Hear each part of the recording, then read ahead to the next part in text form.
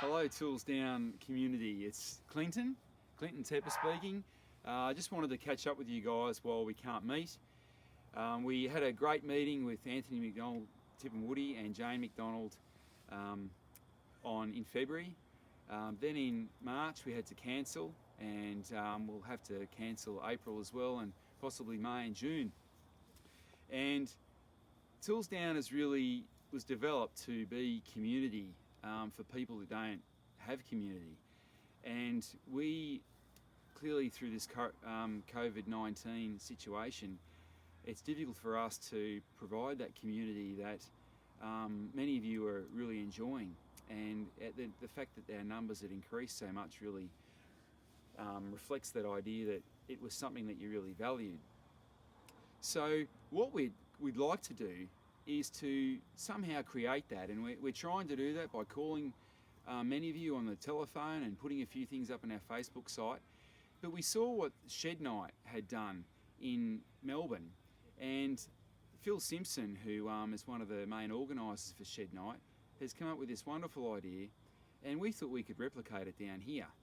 And it's about having you guys upload something, sharing something with us, that maybe it's something about your shed. It could be the favourite thing you have in your shed, or it's something that can tell a story that you'd like to share with us via a photo or maybe a short video link.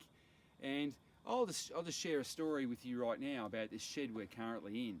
Now this shed, as you can see all around us here, this was built over 40 years ago by my father-in-law and a good mate of his, Ian Knowles, who some of you might know. And Ian engineered this shed, and it stood the test of time. There'd be hundreds of thousands of bales have probably been in here over that time. Oh, maybe not quite that many, but let's say 100,000. And I was actually up on top of the shed a few years ago after we bought the farm, and I was up in the shed making some repairs because we were about to put some hay in here, and we didn't want it to get wet, obviously. And I was up on the roof. I knew there was a problem because I could hear a loud banging noise from the roof all the way back to the house, which is 300 metres away. So I brought my ladder up and just had a bit of a look, and got my drill up and a few tech screws, and realised that there was a few loose sheets. So I started drilling, screwing them back down, and then an almighty gust of wind came, and the roof raised probably half a foot, and I felt it, and it made a really loud noise, and I didn't actually connect the fact that that's probably the noise that we've been hearing at the house. And I was really keen to get it going, so I kept going, and then another big gust of wind, and the roof raised a lot more, and I was a bit worried at this point in time. In fact, Andrew Mock said it put the wind right up me, and it did. So I actually got down in here where I am right now, and if I was to point up here, see all these straps? So these have been renewed, and if we go all the way around, the front 2/3 of the shed, because there was an east wind blowing, all the straps were broken, and that's why the roof was physically raising when a big gust came on. The only thing holding the roof down was a strap further back. So I quickly got some strapping and renewed that, and it's been looked fine ever since. But look, if you've got a story like that about your shed, maybe you've got a story about a hay shed, maybe you've got a story about a car you've got in your shed, or just an experience you've had, we'd love to hear it. And don't be shy, as Phil said on his video, don't be shy. Look, don't be backwards in coming forward, because by telling us your story, by giving us a photo, uploading a photo, you're actually helping many of us experience community and getting to know you better, and we'd love to do that.